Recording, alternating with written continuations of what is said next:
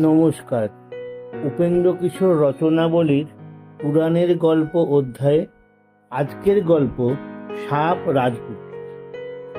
এক রাজা ছিলেন, তাহার নাম ছিল সুরসেন। রাজার পুত্র না থাকায় তাহার মনে বড়ই দুঃখ ছিল। সেই দুঃখ দূর করিবার জন্য তিনি অনেক দান ধ্যান, অনেক যাগযজ্ঞ করিলেন। তাহার ফলে শেষে তাহার একটি পুত্র হইল বটে, কিন্তু সে সাধারণ লোকের ছেলেপিলের মতন নহে। সে একটি ভীষণ সর্প, যদিও মানুষের মতো কথা কয়।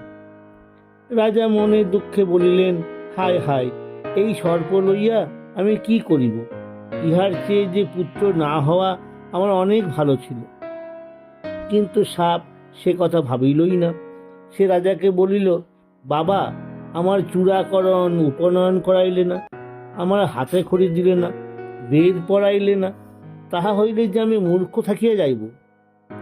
রাজা আর কি করেন, তিনি ব্রাহ্মণ ডাকিয়া সব করাইলেন। সেই সাপ কখন দেখিতে দেখিতে সকল শাস্ত্র শেষ করিয়া মস্ত বড় পণ্ডিত হইয়া উঠিল। তারপর একদিন সে রাজাকে বলিল, বাবা, আমার বিবাহ দিলে না, তাহা হইলে যে লোকে আমাকে ছেলে মানুষ ভাবিবে, আমার কথা গ্রাহ্য করিবে না, আর তোমারও বংশ লোপ হইয়া যাইবে। তাহার দরুন শেষে তোমাকে নরকে যাইতে হইবে। রাজার মাথায় আকাশ ভাঙিয়া পড়িল। তিনি বলিলেন, বাছা, তুমি যদি মানুষ হইতে তবে তো কোনো মুশকিল ছিল না, কিন্তু তুমি যে সাপ, তোমাকে দেখিলে পালোয়ানেরাও ছুটিয়া পলায়। তোমাকে কে তাহার মেয়ে দিতে চাহিবে বলো? সাপ বলিল, নাই বা চাহিল, রাজাদের তো জোর করিয়া মেয়ে ধরিয়া আনিয়াও বিবাহ হইতে পারে, তাই কেন করো না? আমার যদি বিবাহ না হয় তবে আমি নিশ্চয়ই গঙ্গায় ডুবিয়া মরিব। এ কথায় রাজা মহাশয় তো বড়ই সংকটে পড়িলেন। এখন উপায় কি? শেষে অনেক ভাবিয়া তিনি তাহার অমাত্যদিগকে বলিলেন, আমার পুত্র এখন বড় হইয়াছে আর খুব উপযুক্তও বটে, তোমরা তাহার বিবাহের চেষ্টা দেখো। রাজার যে একটি ছেলে আছে অমাত্যরা সকলেই তাহা জানে, কিন্তু সেটি যে একটি সাপ সে কথা তাহাদের কেহই জানে না। সেই কথাটি রাজা মহাশয় গোপন রাখিয়াছেন। কাজেই রাজার কথা শুনিয়া তাহারা খুব উৎসাহের সহিত বলিল, মহারাজ, আপনার যখন ছেলে তখন আর চেষ্টার বিশেষ দরকার কি?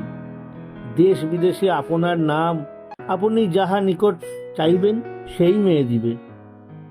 রাজার একটি খুব পুরাতন বিশ্বাসী কর্মচারী ছিল, কিন্তু সে রাজার কথার ভাবে বুঝিয়া লইল যে ইহার মধ্যে কিছু চেষ্টার দরকার আছে।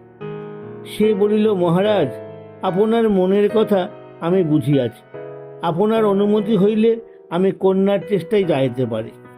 পূর্ব দেশে বিজয় নামে এক রাজা আছেন। তাহার রাজ্য, ধন, লোকজন, হাতি ঘোড়ার সীমা নাই। তাহার 8টি মহাবল পুত্র আর ভগবতী নামে সাক্ষাৎ লক্ষ্মীর মতো একটি কন্যা আছেন। সেই কন্যাই আপনার বউ হইবার উপযুক্ত।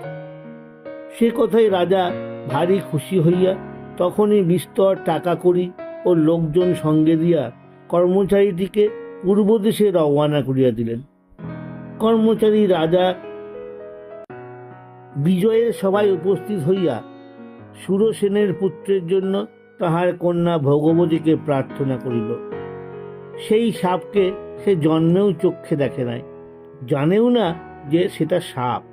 সে তাহাকে মানুষ ভাবিয়া আন্দাজি তাহার কত প্রশংসাই যে করিল তাহার বলিবার নহে। তাহার একটি কথাও সত্য নহে, কিন্তু রাজা বিজয় তাহার আগাগোড়ায় বিশ্বাস করিলেন। কাজেই বিবাহের কথা স্থির হইতে আর বিলম্ব হইল না। তারপর আর 2-1বার লোক যাওয়া আসা করিলেন। বিজয় এ কথায় রাজিও হইলেন।